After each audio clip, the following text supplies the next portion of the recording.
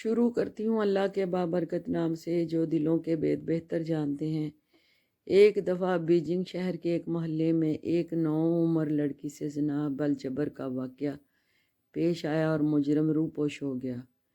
Chairman ماؤ تک خبر پہنچی۔ وہ خود متاثرہ لڑکی سے ملے اور اس سے پوچھا، جب تم سے زیادتی کی گئی تو کیا تم مدد کے لیے چلائی تھی؟ لڑکی نے اس بات میں سر ہلایا۔ چیئرمین ماؤ نے اس کے سر پر دستے شفقت رکھا اور نرمی سے کہا، میری بچی، کیا تم اس قوت کے ساتھ دوبارہ چلا سکتی ہو؟ لڑکی نے کہا، ہاں۔ ماؤ کے حکم پر انقلابی گارڈ کے کچھ اہلکار نصف کلومیٹر کے دائرے میں کھڑے کر دیے گئے۔ اس کے بعد لڑکی سے کہا گیا کہ پوری قوت کے ساتھ چیخو۔ لڑکی نے ایسا ہی کیا۔ چیئرمین ماؤ نے تمام اہلکاروں کو بلایا اور ہر ایک سے پوچھا گیا کہ لڑکی کی چیخ سنائی دی یا نہیں۔ سب نے کہا لڑکی کی چیخ سنائی دی گئی ہے۔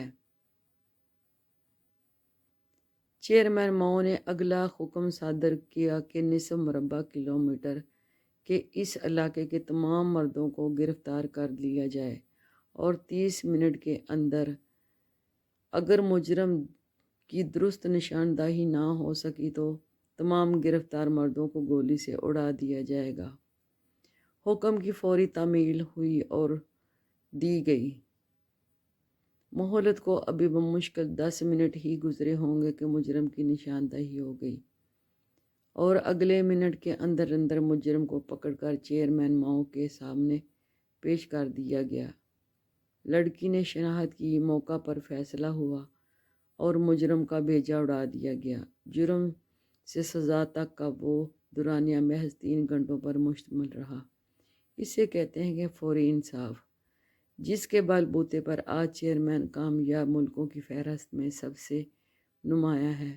کاش آج ماؤ جیسا حکمران ہوتا تو بے قصور اور معصوم زینب کو یہ روز سیاہ نہ دیکھنا پڑتا، جس کے بعد اس کی آنکھیں ہی نہ کھل سکیں۔